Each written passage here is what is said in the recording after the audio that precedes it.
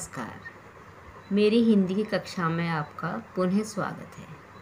अपनी पिछली कक्षा में मैंने पाठ 10 की कविता ये बात समझ में आई नहीं का वाचन करके सुनाया था। आज की कक्षा में हम भाषा माधुरी पाठ्य पुस्तक के पाठ 11 का अध्ययन करेंगे, जिसका शीर्षक है बिरसा मुंडा। तो बच्चों, क्या आप बिरसा मुंडा के बारे में जानते हैं?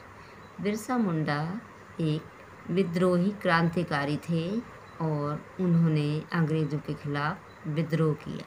उनके विद्रोह से अंग्रेज काफ़ी परेशान हो गए थे।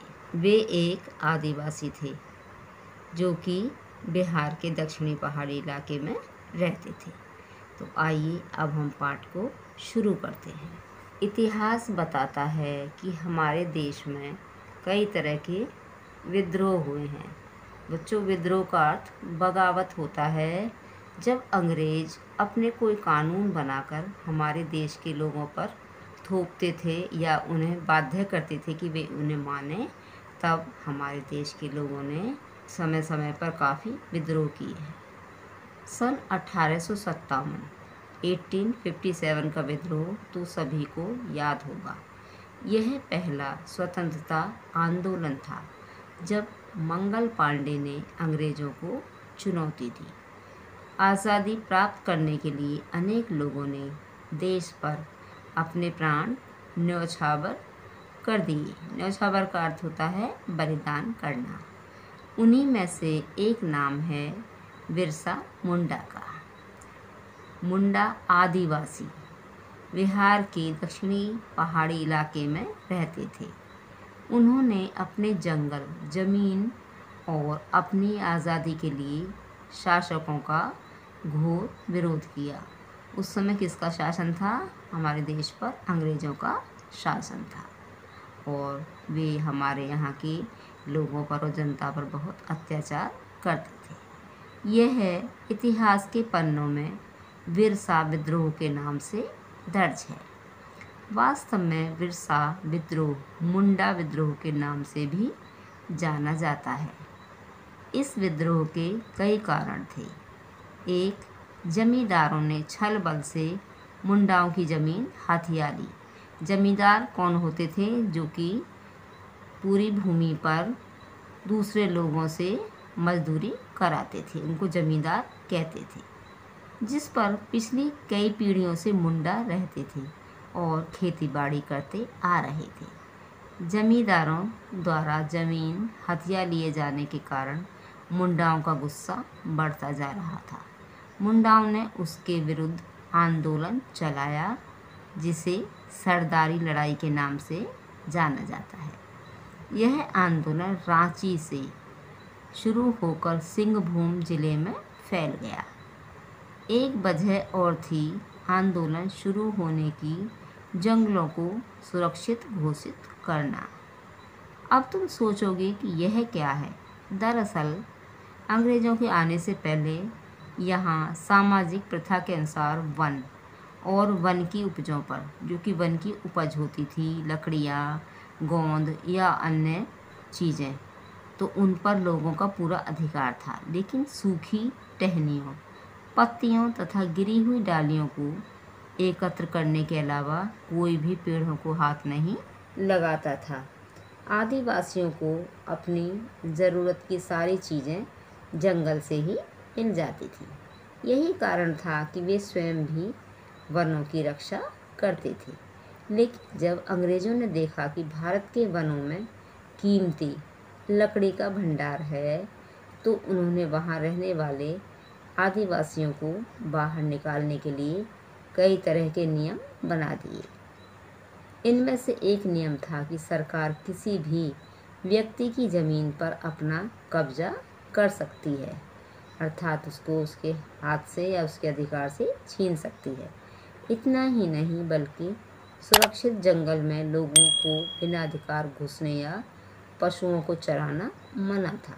सोचकर देखिए कि कितना बुरा लगता होगा उन्हें कि जहाँ पर उनका पूरा अधिकार था और अब अंग्रेज़ों ने उनके सारे अधिकार को छीन लिया था।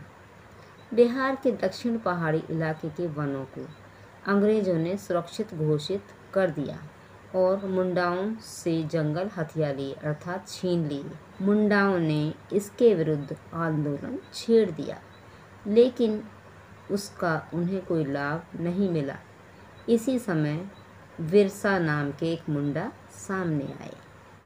बच्चों, विरसा में अध्ययन करने की शुरू से ही इच्छा थी और वे शिक्षित भी थे, जबकि उनकी जाति के लोग पढ़ते लिखते नहीं थे, तो इसलिए उन्हें इन चीज़ों का ज़्यादा ज्ञान था।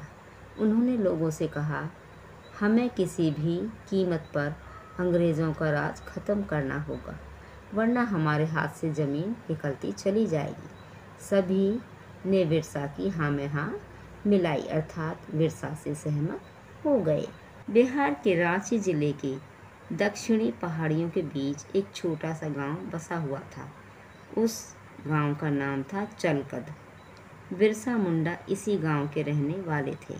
उन्होंने सभी जगह यह बात की कि अब महारानी विक्टोरिया का राज खत्म हो गया था।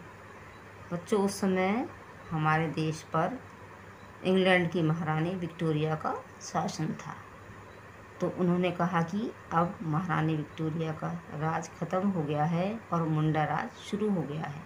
उन्होंने सभी मुंडाओं को यह सलाह दी कि अब वे किसी को भी लगान नहीं देंगे।